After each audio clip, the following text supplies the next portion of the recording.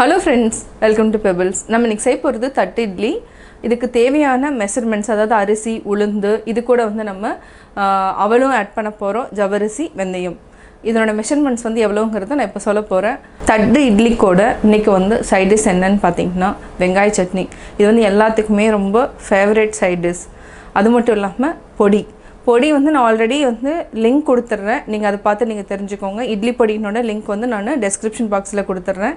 அது மட்டும் இல்லாமல் தட்டு இட்லி பிளேட் எங்கே வாங்கினேன்னா அமேசானில் வாங்கினேன். இதனோட ரேட் வந்து 950 ருபீஸ்க்கு நான் வாங்கியிருக்கிறேன். இப்போ எப்படி செய்கிறதுன்னு பார்க்கலாம். தட்டு இட்லி செய்கிறதுக்கு அரிசி, உளுந்து, இது கூட வந்து நம்ம அதாவது என்னென்னா அவலும் போட்டுக்கலாம். அதே மாதிரி ஜவ்வரிசி, வெந்தயம், இதனோட அளவு நான் வந்து உங்களுக்கு சொல்கிறேன் எவ்வளோன்னு. நல்லா வாட்ச் பண்ணிக்கோங்க. அதாவது நான் வந்து பெரிய டம்ளரில் ஆல்ரெடி ஊற வச்சுட்டேன். பட் இப்போ வந்து நான் அளவு வந்து உங்களுக்கு சொல்கிறதுக்காக இந்த கப்பில் நான் எடுத்து காமிக்கிறேன். எந்த கப்பாக இருந்தாலும் இதில் வந்து நம்ம 4 கப்புக்கு 1. இப்போ நான் அரிசி அளந்து காமிக்கிறேன். இதில் வந்து நம்ம தலை தட்டி எடுப்போம்னு சொல்லுவோம். இதில் வந்து நம்ம 4 எடுத்துக்கலாம். இந்த மாதிரி இருக்கணும், மேலே போடக்கூடாது. இதே அளவுக்கு நம்ம எடுத்துக்கலாம். 1 2 3 4. இப்போ இதில் நம்ம 4 எடுத்துருக்குறோம். இந்த 4க்கு ஒரு கப் அளவுக்கு உளுந்து எடுத்துக்கலாம். இப்போ பார்த்திங்கன்னா 4 டம்ளர் அரிசி, 1 டம்ளர் உளுந்து. இப்போ உளுந்து வந்து நம்ம தனியாக ஊற வச்சுக்கலாம். இது நான் ஊற வச்சுட்டு இது கூட நம்ம கொஞ்சமாக, அதாவது இந்த அளவுக்கு தேவையில்லை, ஏன்னா அரிசியினோட அளவு கம்மியாக இருக்குது. நான் வந்து என்னென்னா பெரிய டம்ளரில் 4க்கு 1 எடுத்துருக்கிறேன். அதனால் நான் இந்த அளவுக்கு எடுத்துருக்கிறேன். இதுக்கு வந்து நம்ம ஒரே இந்த அளவுக்கு இருந்தாலே போதும். அதாவது 1/4 டீஸ்பூன் அளவுக்கு வெந்தயம். அதே மாதிரி ஜவ்வரிசி வந்து 1 டேபிள் ஸ்பூன் எடுத்துக்கலாம். 3 டேபிள் ஸ்பூன் அளவுக்கு அவல் எடுத்துக்கலாம். இது எல்லாத்தையுமே நம்ம தனித்தனியாகவே ஊற வச்சுக்கலாம். அவல் வந்து அதாவது என்ன, அரிசி அரைக்கிறப்ப அவலையும் ஆட் பண்ணிக்கலாம், ஜவ்வரிசி ஆட் பண்ணிக்கலாம். இப்போ எல்லாத்தையும் தனித்தனியாக ஊற வச்சுட்டு நம்ம அதுக்கப்புறம் இப்போ அரைக்கலாம். நான் ஆல்ரெடி வந்து ஊற வச்சுட்டேன். உளுந்து, வெந்தயம், அவல், ஜவ்வரிசி இது எல்லாத்தையுமே ஆட் பண்ணியாச்சு. இடையில கைவிட்டு தள்ளிக்கோங்க. உளுந்து, வெந்தயம், ஜவ்வரிசி, அவல் இந்த 4மே நான் வந்து உளுந்து கூட போட்டு அரைச்சிட்டேன். அரிசி வந்து நம்ம தனியாக அரைச்சிக்கலாம். இங்கே ஊற வச்சுருக்கேன். இப்போ பார்த்திங்கன்னா அரிசி நல்லா ஊறிடுச்சு. நம்ம இதை வந்து தனியாக போட்டு அரைச்சி எடுத்து வச்சுக்கலாம். நான் வந்து பெரிய டம்ளர் அளவுக்கு அளவு எடுத்துருக்கிறேன். அதாவது இந்த அளவுக்குல எடுத்ததுனால உங்களுக்கு ஜாஸ்தி இருக்குது. 4க்கு 1. அது கூட வெந்தயம், அவல், ஜவ்வரிசி இந்த 5 பொருள் எடுத்துருக்கிறேன். இப்போ நம்ம அரைச்சிட்டு ஒரு 8 ஹவர்ஸ் வந்து நல்லா புளிக்க வச்சுக்கலாம். அடுத்த நாள் வந்து நம்ம தட்டு இட்லி ஊற்றிக்கலாம். இப்போ நம்ம உளுந்து ஆட்டிட்டோம். அதாவது உளுந்து, வெந்தயம் இதை வந்து எடுத்துக்கலாம். நல்லா மாவாயிடுச்சு. இப்போ எடுத்துக்கலாம். இப்போ ரெடி ஆகிடுச்சு. அதாவது உளுந்து மாவு எடுத்துட்டோம். அடுத்தது நம்ம அரிசி ஆட் பண்ணிக்கலாம். நம்ம தண்ணியோடு அப்படியே ஊற்றிக்கலாம். கையில் வச்சுட்டு நல்லா இந்த மாதிரி தள்ளிக்கோங்க. ஒரு 20 மினிட்ஸ்க்கு அப்புறம் நம்ம எடுத்துக்கலாம். 20 மினிட்ஸ் ஆகிடுச்சு. அரிசி வந்து நல்லா ஆட்டிட்டோம். இப்போ பார்த்தோன்னா நல்லா நைஸ் ஆகிடுச்சு.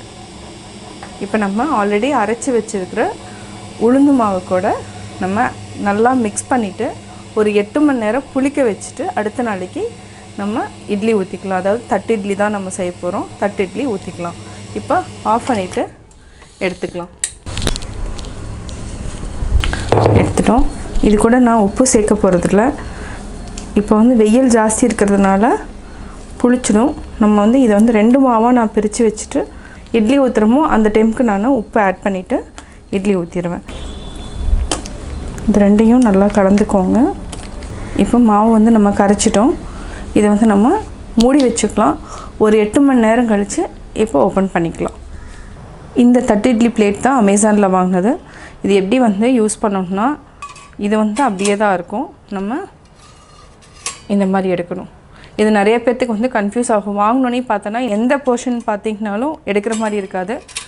இது பார்த்திங்கன்னா ஃபஸ்ட்டு இந்த ஒரே ஒரு இது மட்டும்தான், ஹேண்டில் மட்டும்தான் நம்ம ஆப்ரேட் பண்ண முடியும். ஜஸ்ட் இப்படி இந்த பக்கம் தள்ளி விடுங்க.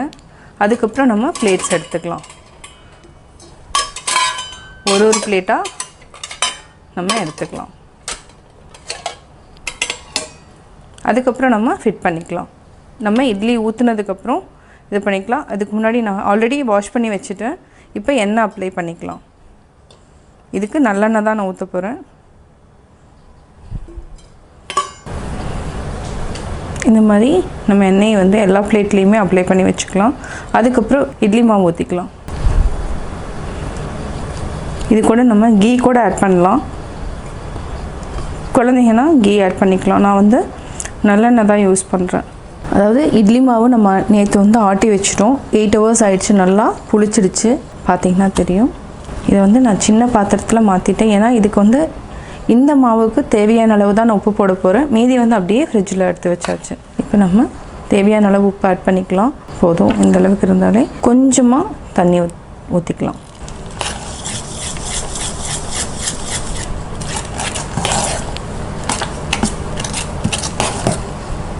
இந்த தோசை மாவுக்கு வந்து நான் ஆப்பசோடா எதுவுமே நான் ஆட் பண்ணல. நம்ம எண்ணெய் அரைச்சிட்டு நம்ம 8 hours வந்து நல்லா புளிக்க வச்சுருக்கிறோமோ அதுலேயே நம்ம ஊற்றிக்கலாம். இப்போ நான் தட்டில் ஊற்றிக்கிறேன். இதுக்கு 2 கரண்டி வந்து ஊற்றிருக்கிறேன். இது நல்லா ஊதி வரும். இப்போ நம்ம அப்படியே அந்த தட்டில் வந்து வச்சிடலாம். நான் வந்து கீழே இருக்கிற தட்டில் வந்து ஊற்றலை, நம்ம அதுக்கு மேலே வச்சுக்கலாம்.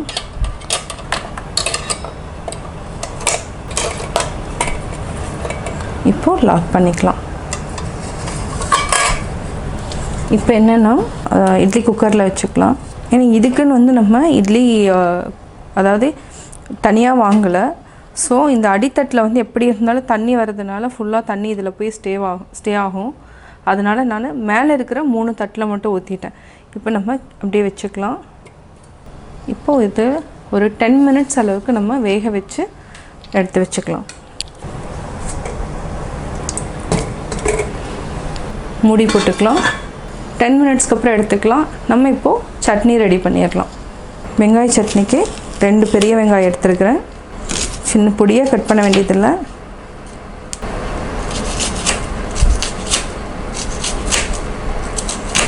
ஒன்றா 2 நம்ம கட் பண்ணிக்கலாம். இது கூட வரமிளகாய் பார்த்திங்கன்னா 7 மிளகாய் எடுத்துருக்கிறேன். இது கூட நம்ம புளி கொஞ்சம் எடுத்துக்கலாம். புளி வந்து ரொம்ப தேவையில்லை, கொஞ்சமாக இருந்தாலே போதும். இந்த அளவுக்கு எடுத்துக்கலாம். இதை வந்து வாஷ் பண்ணிவிட்டு யூஸ் பண்ணிக்கலாம். சின்ன நெல்லிக்காய் அளவுக்கு நான் எடுத்துருக்கிறேன். நம்ம ஒரே ஒரு தக்காளி மட்டும் ஆட் பண்ணிக்கலாம். தேவையான அளவு உப்பு. ஒரு சிலருக்கு வந்து வெல்லம் பிடிக்குன்னா வெல்லம் ஆட் பண்ணிக்கலாம். நம்ம இந்த சைஸில் ஒரே ஒரு தக்காளி எடுத்துக்கலாம். இப்போது கொஞ்சம் லைட்டாக, அதாவது ரொம்ப வதக்க வேண்டாம், லைட்டாக வதக்கிட்டு நம்ம அரைச்சிக்கலாம். 3 tablespoon அளவுக்கு எண்ணெய் விட்டுக்கலாம். எண்ணெய் நல்லா காயிட்டும். 2 வெங்காயம் நம்ம எடுத்துருக்குறோம். இது ஒரு 2 நிமிஷம் வரைக்கும் மீடியம் ஃப்ளேமில் வச்சுட்டு நல்லா வதக்கிக்கலாம். எண்ணெய் இன்னொரு டேபிள்ஸ்பூன் அளவுக்கு விட்டுக்கலாம். 2 நிமிஷம் ஆகட்டும். இதுக்கு புளி போட்டுக்கலாம். வரமிளகாய் ஒரு 20 செகண்ட் வந்து வதக்கிட்டு அதுக்கப்புறம் நம்ம தக்காளி ஆட் பண்ணிக்கலாம். உப்பு அரைக்கிறப்ப போட்டுக்கலாம்.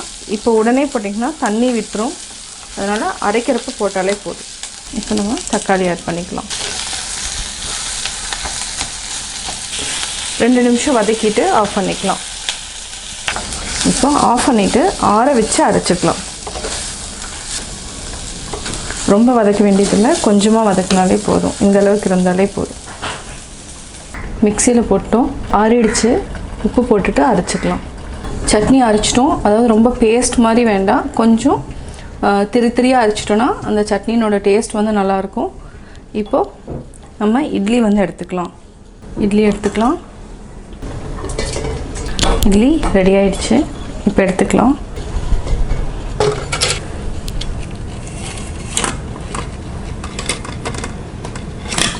கொஞ்சம் சூடாக இருக்குது. நம்ம அரை தட்டு தான் ஊற்றணும். இப்போ பார்த்திங்கன்னா நல்லா உப்பி வந்திருக்கு.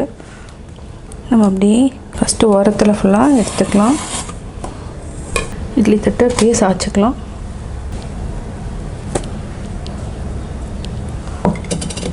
தட்டு இட்லி ரெடி ஆயிடுச்சு. பார்த்தீங்கன்னா தெரியும், நல்லா சாஃப்டாக இருக்கும். இதுக்கு வந்து சட்னி போட்டுக்கலாம்.